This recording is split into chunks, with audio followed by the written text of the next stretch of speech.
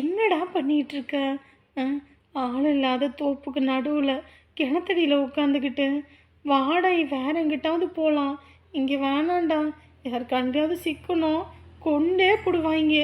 ஏற்கனவே எங்கள் அப்பா உங்ககிட்ட பழகிறது தெரிஞ்சு என்னை வீட்டை விட்டு வெளியவே அனுப்ப மாட்டேங்கிறாரு. எப்போ பார்த்தாலும் எனக்கு பாடி கார்டு மாதிரி எங்கள் அம்மாவை போட்டுக்கிட்டு. எங்கள் அம்மா இன்னைக்கு வெளியே போகவும் நான் வந்தேன். இல்லைன்னு வையே, நான் வீட்டில் இல்லைன்னு தெரிஞ்சதே என்னை உரிச்சு உப்பு கண்டம் போட்டுருவாங்கடா. வீட்டுக்கு போகலான்டா. உன்னை பார்க்காம நானே இத்தனை நாள் எம்பிட்டு கஷ்டப்பட்டேன் தெரியுமா? அங்கே போகிறேன் இங்கே போகிறேன்னு. இன்னைக்கெல்லாம் நான் உன்னை அனுப்பவே மாட்டேன். நீ இன்னைக்கு என் கூட டைம் ஸ்பெண்ட் பண்ணியே ஆகணும். டேய் லூஸ் மாதிரி பேசாதடா. டைம் ஸ்பெண்ட் பண்ணுறதெல்லாம் பண்ணலாம் கல்யாணத்துக்கு அப்புறம். இப்போல்லாம் எதுவும் வேண்டாம், நான் போகிறேன். இங்கே பாரு, என் கூட டைம் ஸ்பெண்ட் பண்ணுறது உனக்கு மட்டும் விருப்பம் இல்லையா? விருப்பம் இல்லாமல் என் வீட்டில் உள்ளவங்க கண்ணிலெல்லாம் மண்ணை தூவிட்டு வந்திருக்கேன். அப்புறம் என்ன, விருப்பத்தோட தானே வந்திருக்கா? அப்புறம் என்ன, கம்மனை இருவே, கொஞ்ச நேரம் பேசலாம். என்ன பேச போகிறேன்? போவேண்டா. சும்மா போறேன் போறேன்னு சொல்லிட்டு இருக்காத. அப்ப கிளம்பு போ, கிளம்பு போ. ஷோ, ஆனால் கோபம் வந்துடும். சரி நான் போகல, போதுமா? உன்னை நான் எவ்வளோ மிஸ் பண்ணேன் தெரியுமா? நீ மட்டுமா மிஸ் பண்ண? நானும் தான் என் செல்ல குட்டியை ரொம்ப ரொம்ப மிஸ் பண்ணேன். வாய் வார்த்தையில மிஸ் பண்ணேன்னு சொன்னா எப்படி? ஏதாவது கொடுத்து காட்டு. ஏதாவது கொடுத்து காட்டுறதா? அடியே, கொடுத்து காட்டுனா என்னடி கொடுத்து காட்டுற? பிச்சு போடுவேன், பிச்சு. இதனால தான் நீ தனியாக கூப்பிட்டா நான் வர்றதே கிடையாது. ஏய் லூசு, நான் உன்கிட்ட கேட்காம வேற யார்கிட்ட கேட்க முடியும்? இங்கே பாரு, கல்யாணத்துக்கு முன்னாடி இதெல்லாம் கிடையாது. நோ நோ நோ நோ தான், சரியா? இதெல்லாம் கல்யாணத்துக்கு அப்புறம் தான். அப்புறம்னு சொல்லிட்ட. நீ அப்புறம் கொடுத்துக்க, நான் இப்போ கொடுத்துக்கிறேன். ஏய் வேண்டாம். எனக்கு வேணும் மேடம். தொலைச்சிருவேன். நீங்க தொலைச்சுக்கோங்க.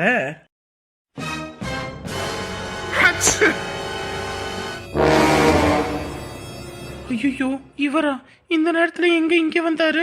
ஐயோ, எங்க வீட்டு எதிர்த்த வீட்டு அண்ணன் வேற இங்க எதுக்கு வந்தாருன்னு தெரியல. கீழே குமி, கீழே குமி. ஐயோ, இவன் வேற வந்துட்டானே. அது ஒண்ணும் இல்லப்பா, அங்க தோட்டத்துக்கு தண்ணி விடணும், அதான் அங்கிட்டு வரல. சரி, கிணத்தடியில தான் பம்பு செட்ல மோட்டர் இல்ல, தண்ணி போட்டு விடுவோன்ட்டு தான்.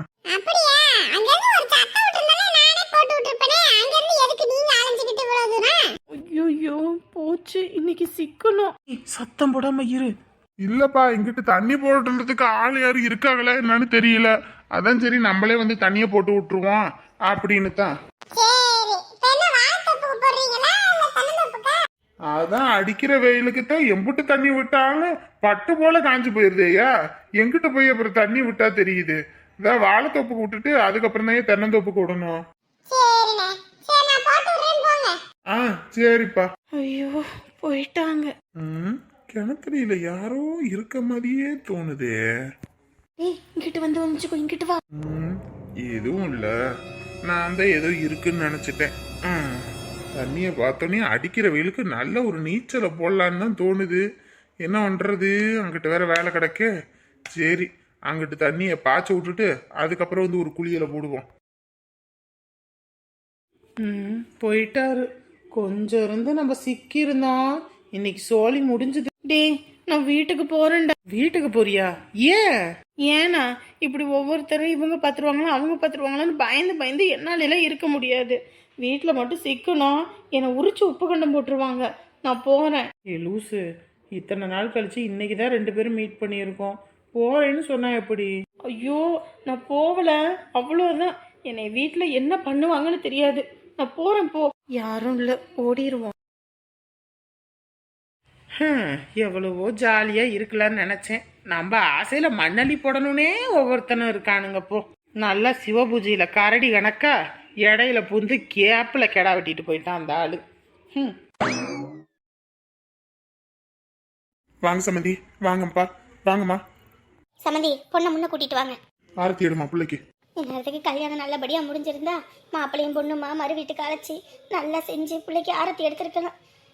எப்படி ஆரத்தி எடுக்கிற நிலைமையா இருக்குன்னு பாருங்க. சரி சரி, இப்ப எதுக்கு பழச பேசிக்கிட்டு, ஆரத்தி எடு.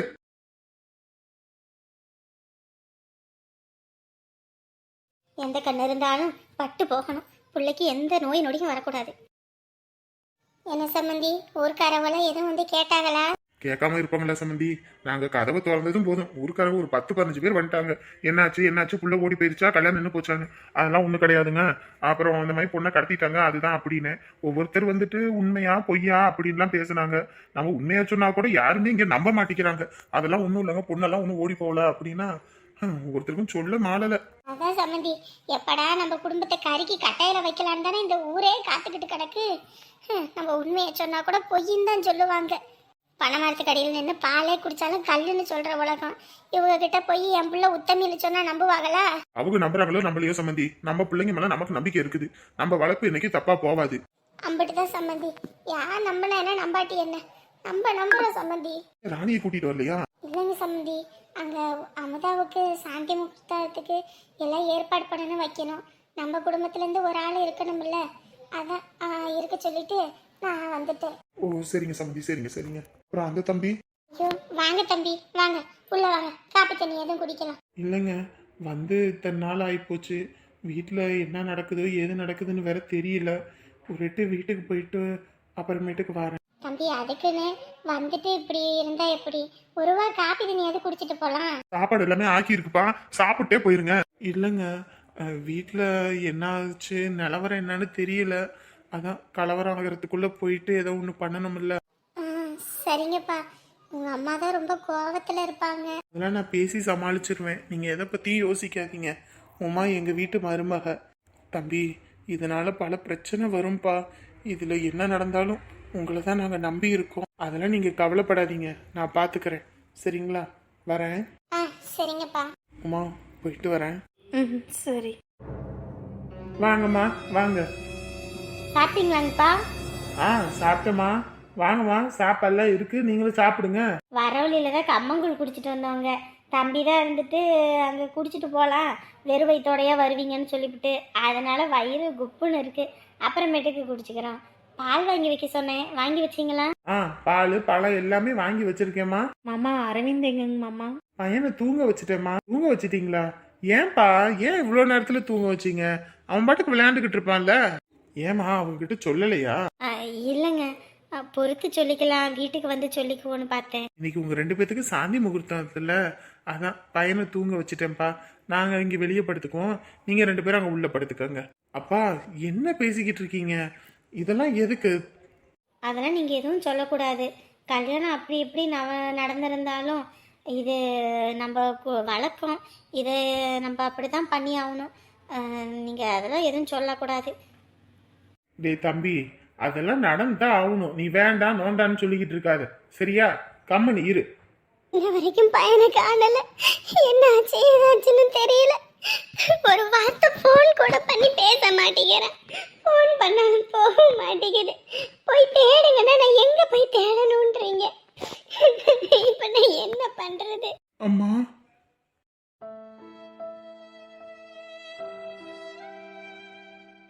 படுபாவி பையன், என்ன வேலை பார்த்து விட்டுருக்க நீ? இப்பதான் பையன் வந்திருக்கான், முதல்ல என்ன ஆச்சு ஏதாச்சுன்னு விசாரிப்போம். நீ பாட்டுக்கு கத்தாத, கொஞ்சம் அமைதியா இரு. கொஞ்ச நேரம் அமைதியா இருங்க. ரோட்ல போறவங்க வரவங்க எல்லாரும் கேக்குறாங்க. எல்லாரும் முன்னாடி தலை நிமிர்ந்து நடக்க முடியாத அளவுக்கு பண்ணிட்டல. ஐயோ அம்மா, நீங்க நினைக்கிற மாதிரி ஒன்றும் இல்லம்மா. ஒண்ணும் இல்லாம தான் ஊர்க்காரங்க எல்லாம் வந்து சொன்னாங்களா? உங்க அப்பா வெளியே தலைநாட்ட முடியலடா, அவர் ஊர் தலைவர். அவர் என்னைக்காவது வீட்டுல முடங்கி இருந்து நீ பார்த்திருக்கியா? அப்படியாப்பட்ட மனுஷன் இன்னைக்கு வீட்டோட முடங்கி கிடக்குறாருன்னா அதுக்கு காரணம் யாரு? நீடா, நீயே. ஐயோ அம்மா, நீங்க நினைக்கிற மாதிரிலாம் ஒன்றும் இல்லம்மா. என்ன ஒண்ணும் இல்ல ரெண்டும் இல்லன்னு அரைஞ்சு போடுவேன் பாத்துக்க. ஐயோ அப்பா, நீங்களாவது நம்புங்கப்பா, நான் எந்த தப்புமே பண்ணலப்பா. தப்பு பண்ணாதவன் தானே நீ, தப்பு பண்ணாதவன் தானே நீ. போன் எங்க? உன் போன் எங்க? எத்தனை தடவை போன் அடிச்சுக்கிட்டே இருக்கேன். போன் ஒரு வார்த்தை எடுத்து சொல்றதுக்கு என்ன? ஐயோ அம்மா, என் பேக்ல என் ஃப்ரெண்ட் ரூம்ல இருக்குமா. எந்த ஃப்ரெண்டு? எந்த ஃப்ரெண்டுன்னு கேக்குறேன். எந்த ஃப்ரெண்ட் ரூம்ல இருந்துச்சு? அம்மா திருச்சியில தான்மா. இங்க பாரு, என்கிட்ட இந்த பொய் பேசிக்கிட்டு இருக்காத. நீ போறேன்னு சொன்னது சென்னைக்கு போறத விட்டு திருச்சியில உனக்கு என்ன வேலை? என்ன வேலை உனக்கு? அம்மா நான் மெட்ராஸ் போறேன்னு தாம்மா இங்க இருந்து கிளம்புனேன். மெட்ராஸ் போறேன்னு தான் நீ கிளம்புன. பஸ் ஸ்டாண்ட்ல வந்து நானும் உங்க அப்பனும் பஸ் ஏத்தி விடுறதுக்கா வந்தோம். எங்களையும் துரத்தி விட்டுவிட்டு நீ எதுக்கு அங்க போன? கல்யாணத்துக்கு நீ ஏன் போன? அங்க யார் உன்னை போக சொன்னா? இல்லம்மா, அந்த கல்யாண மாப்பிள்ளை எனக்கு தெரிஞ்சவர். அது ஃபோன் பண்ணி கூப்பிடவும் என்னால் அதான் போயிட்டேன். இங்க பாரு, உன்னை என்ன பண்ணுவேன்னு தெரியாது. அவன் யார் என்னன்னு கூட உனக்கு தெரியாது. அவன் அந்த ஊர்ல இருக்கா, நீ இந்த ஊர்ல இருக்க. அப்படி இருக்கும்போது அவன் எப்படி உனக்கு தெரியும்? அம்மா இங்கே ஒரு நாள் லோடுக்கு வந்தாருமா, அப்போ கொஞ்சம் பேசி பழக்கம்மா. சரி, கல்யாணத்துக்கு போன சரி, இந்த ஊர்க்காரவள சொல்லிக்கிட்டு இருக்காங்க அந்த ஒண்ணு இல்லாத கழுதை ஏதோ நீ விரும்புற கூட்டிட்டு போயிட்டா அப்படி இப்படின்னு. நீ கல்யாணத்துக்கு தானே போன, இந்த பேச்சு எதுக்கு வந்துச்சு? இந்த பேச்சு எதுக்கு வந்துச்சு? அம்மா அது வந்து இங்க பாரு, இந்த வந்துன்னு சொல்லிக்கிட்டு இருக்காத. எனக்கு கோவம் தலைக்கு மேல வந்துருச்சு சொல்லிவிட்டேன். 2 நாளா பைத்தியம் பிடிச்சு போய் நான் கிடக்குறேன். பிள்ளையங்கான போன் அடிச்சா எடுக்கல, என்னாச்சோ ஏதாச்சோ ஊர்க்காரங்க ஒவ்வொருத்தரும் ஒவ்வொரு மாதிரி சொல்லிக்கிட்டு இருக்காங்க. இதுலயும் வேற அந்த இது சரோசா வேற சொல்ற உன்னை என்னமோ கட்டி வச்சு அடிச்சாங்க அப்படி. உன்னை நான் கூட ஒரு நாள் அடிச்சது கிடையாது. அப்படி இருக்கும்போது ஊர்ல உள்ளவங்க உன்னை அடிச்சு வளர்க்கறதுக்கு தான் நான் பிள்ளைய பெத்து விட்டுருக்கேனா? அவன் வீட்டுல பிள்ளைய ஒழுங்கா வளர்க்கறதுக்கு துப்பு இல்ல. என் பிள்ளை மேல கை வைக்கிற அளவுக்கு ஆயிருக்கு. அப்ப அதுக்கு காரணம் யாரு? நீதானே?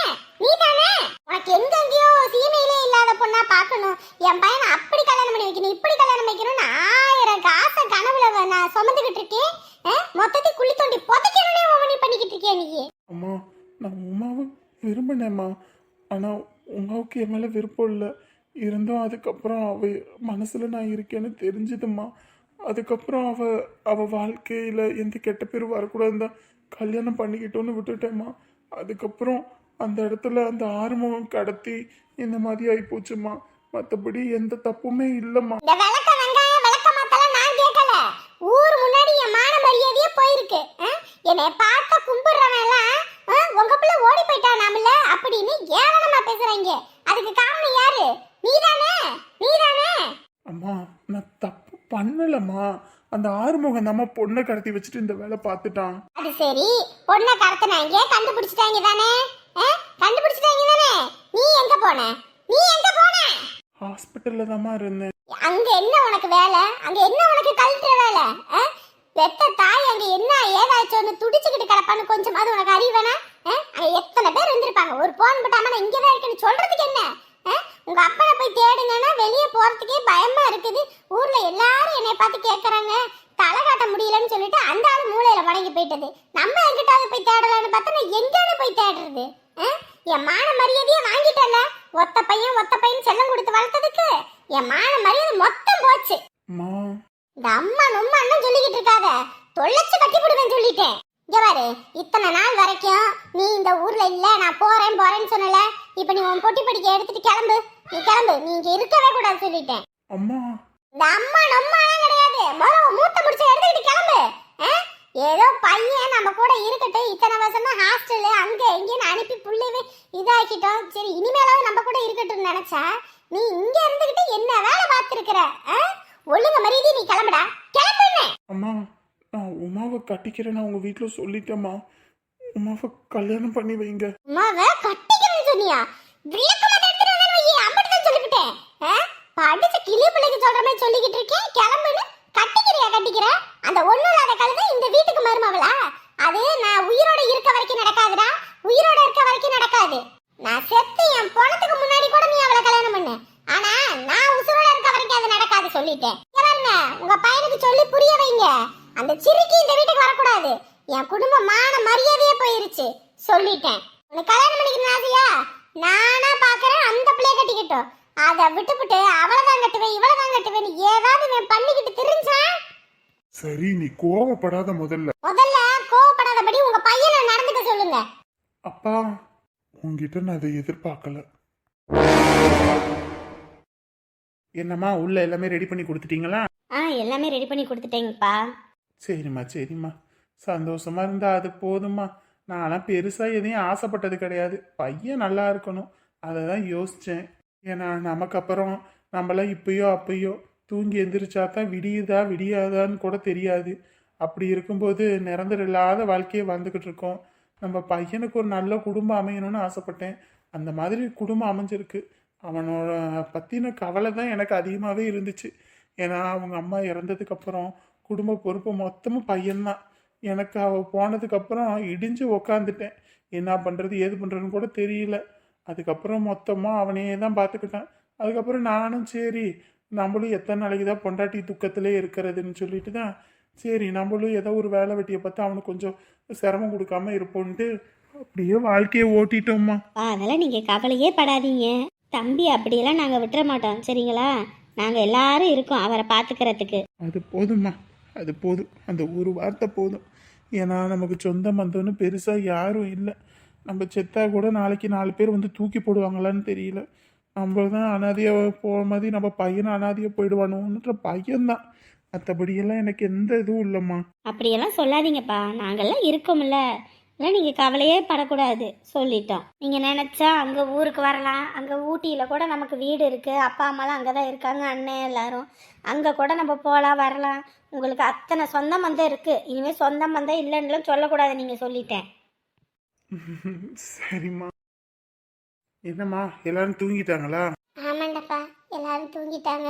நாளைக்கெல்லாம் ஊருக்கு போகணும்ல, அதான். ஆமாம்மா. எத்தனை மணிக்கு ஊருக்கு போகிறாங்க? அவங்களுடைய பொரியா நீயே? ஆமாம்மா, தனியாக போகலான்னு தான் பார்த்தேன். ராணி வேற அங்கே இருக்குது, அதுக்கிட்ட சொல்லாமல் எப்படி போகிறதுன்னு பார்த்தேன். அப்புறம் ராணி தான் இருந்துட்டு சொன்னிச்சு, எனக்காகலாம் நீங்கள் எதுவும் தடங்கல் பண்ணாதீங்க. ஒரு தடவை தடங்கல் பண்ணால் அப்புறம் தடங்களாகவே போயிடும். நீங்கள் வேலையை போய் பாருங்க அப்படின்னா. சரிண்ணே. சரி சரி. இப்போ ராணி இங்கேருந்து எப்போ அனுப்புறது? ராணி தான் இப்போதைக்கு உமாவுக்கு உடம்பு கொஞ்சம் நல்லா விட்டோம், அதுக்கப்புறம் நான் வாரேன், இப்போதைக்கு நீங்கள் மட்டும் போங்கன்னுச்சு. சரிம்மா அப்படின்னேன். அதுவும் சரிதான்டா. நானும் ஒரு ஆளை எனக்கு என்ன பண்ணுறது ஏது பண்ணுறது கையும் ஓடாது காலும் ஓடாது. ராணி இருந்துச்சுன்னா எனக்கு கொஞ்சம் ஒத்தாசையாக இருக்கும். அதுக்குள்ளே அங்கே போனேன், எனக்கும் கொஞ்சம் வேலை செட் ஆகிக்கு, அதனால தான் பார்த்தேன். சரிடாப்பா சரிடாப்பா. இனிமேலாம் பொறுப்போடு இருந்து பொழைக்கணும்டா. 10 சம்பாதிச்சாலும் சும்மா செலவு பண்ணிக்கிட்டு இருக்கக்கூடாது. கல்யாண பேச்சு ஆரம்பிச்சாச்சுன்னா இனி காசு பணம்னு ஊருப்பட்டது தேவைப்படும். அங்கே இங்கேயும் கடன் வாங்கி நம்ம கஷ்டப்பட முடியாது. இவள் வேற குத்த வச்சு உட்காந்துட்டா அதுக்கு வேற செலவு பண்ணணும். ஏகப்பட்ட ஜோலி கிடக்குது. இனிமேல் பொறுப்போடு இருந்து பொழைங்க சரியா? சரிம்மா. இனிமேல் நானும் வீட்டில் இருந்தால் சரிப்பட்டு வராதுப்பா. பெரிய இடத்துல கட்டி கொடுக்கறது நான் நட்டு போடணும். விற்கிற விலைவாசிக்கு ஒன்றும் வாங்க முடியாது வைக்க முடியாது. இப்போ கல்யாணம் பேச்ச ஆரம்பித்தாலும் இப்போ உடனேனும் கல்யாணம் பண்ணி கொடுக்க முடியாது. ஏன்னா கையில் மடியில் ஒன்றும் இல்லை. நானுங்கிட்ட அது வேலை வெட்டிக்கு போனேன்னா சாப்பாட்டு செலவுக்கு ஓட்டிக்கும். அதுக்கப்புறம் நீங்கள் கொண்டு வரதில் ஏதோ ஒரு நகை நட்டு பாத்திரம் மண்டன்னு எடுத்துக்கலாம். நீங்கள் இந்த வயசில் வேலைக்கா? ஐயோ அதெல்லாம் வேண்டாம்மா. ஆனால் நீ இருப்பா கம்முன்னு. ஏற்கனவே இப்படித்தான் பொட்டச்சிங்க எங்கள் எல்லாத்தையுமே வீட்டில் இருங்க நான் பார்த்துக்கிறேன்னு இப்போ ஒரு கல்யாணம்னோடனே கடன் வாங்கிற நிலைமை ஆகிப்போச்சு இல்லை?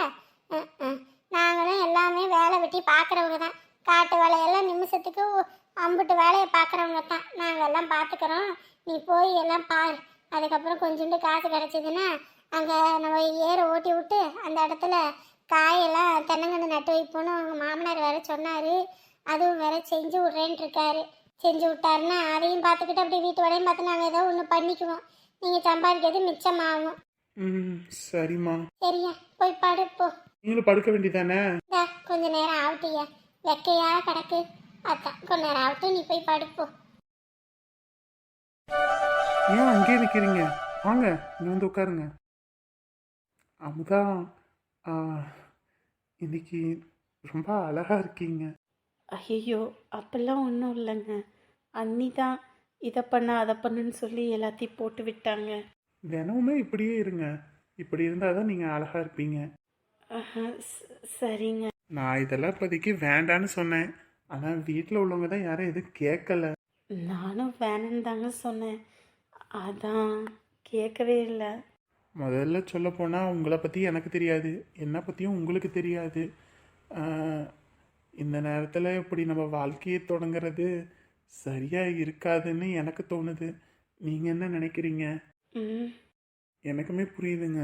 ஒரு பொண்ணோட மனசு உடலளவுலையும் மனதளவுலையும் ஒருத்தரை ஏற்றுக்கணும். அப்படி ஏற்றுக்கிட்டால் மட்டும்தான் எந்த ஒரு வாழ்க்கையுமே நல்லா இருக்கும். நம்ம பாட்டுக்கு நம்மளோட ஆசையை அவங்க மேலே துணிச்சோம்னா அது சரியாக வராதுங்க.